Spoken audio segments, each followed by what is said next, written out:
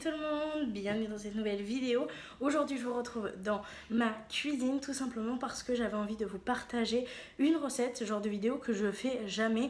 Je vous en avais parlé une fois en live, vous m'aviez dit que ça pourrait peut-être vous intéresser que je vous fasse genre une vidéo, une semaine dans mon assiette ou des recettes soit portugaises, soit des recettes que j'aime beaucoup.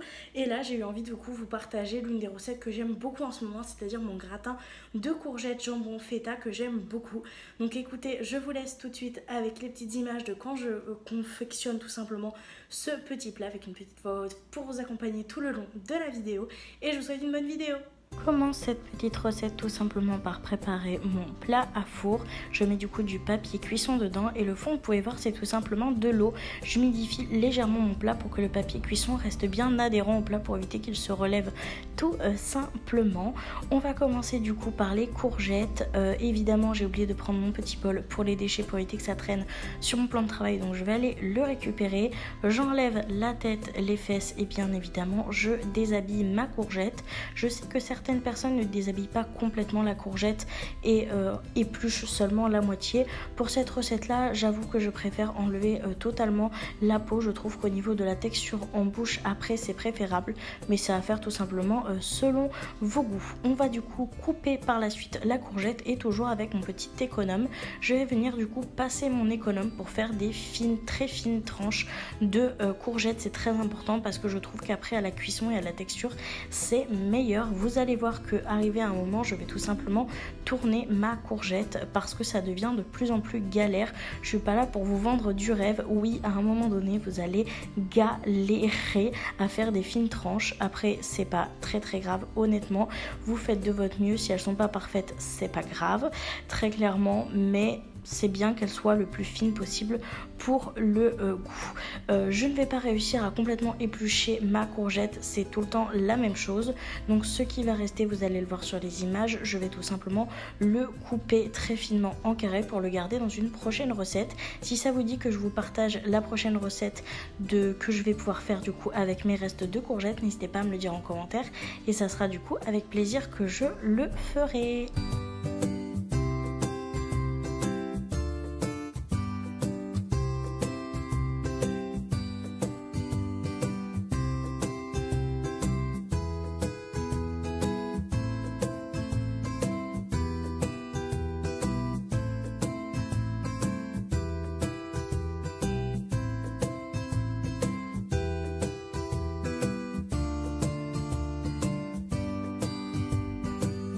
Une fois que j'ai débarrassé mon plan de travail et que j'ai récupéré mon plat à four, je vais commencer le montage de mon petit gratin.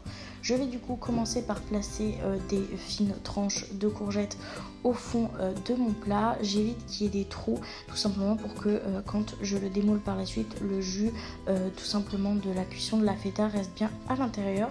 Je viens ensuite récupérer du jambon que je viens couper en morceaux et placer un peu n'importe comment dans le plat à four. C'est juste pour que ça soit plus simple après la découpe, qui soit un petit peu tout simplement pré-découpé.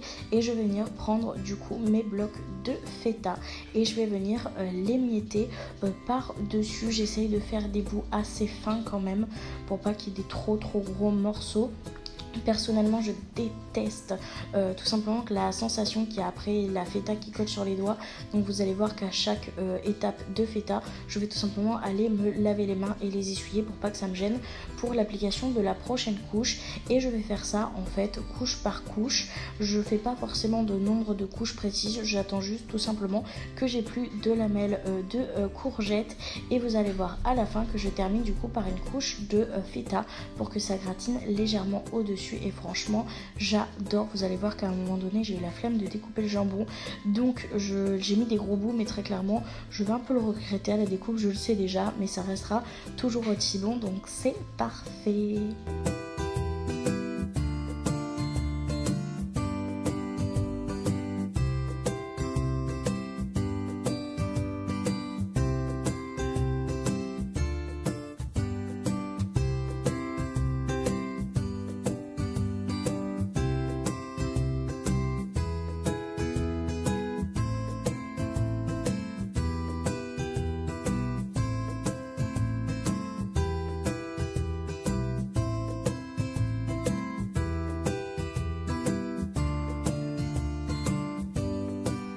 Je vais ensuite venir enfourner mon petit plat au four.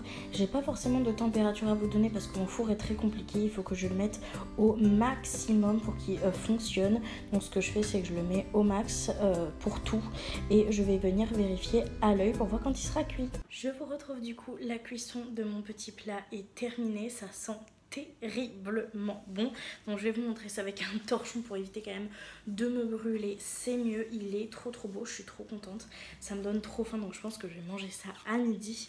Donc voilà la petite tête de mon plat, je suis trop contente. Donc là, pour la quantité qu'il y a, ça va me faire 2 repas. Je sais que pour certains ça peut paraître énorme, mais moi je vais faire 2 repas. Donc ce qui va se passer, c'est que je vais faire moitié évidemment, vu que j'ai mon apport en légumineuses dans les courgettes, vu que j'ai mon apport en protéines, même si c'est pas les meilleures protes qu'on puisse avoir dans le jambon, donc dans la viande, et que j'ai mon apport en produits laitiers dans le fromage, je vais compléter ça d'une tranche. Normalement ce qui est mieux, c'est une tranche de pain complet.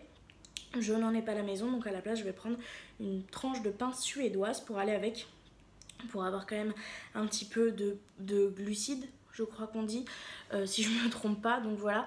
Par contre pour le dessert, évidemment je vais pas prendre de yaourt vu que j'ai mon apport en produits laitiers dans le fromage. Je vais tout simplement venir prendre du coup un petit fruit, voilà, peut-être pomme ou banane, je ne sais pas encore. Dans tous les cas c'est un plat que j'aime beaucoup.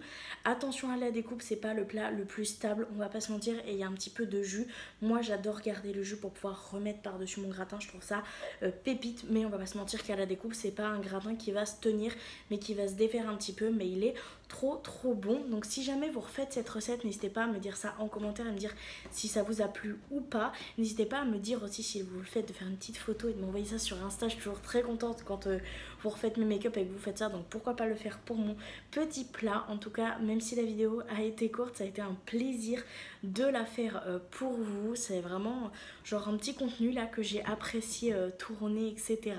Donc je vous remercie beaucoup de l'avoir regardé jusque là, et moi je vous fais du coup de très gros bisous et je vous dis à très bientôt dans une prochaine vidéo. Bye.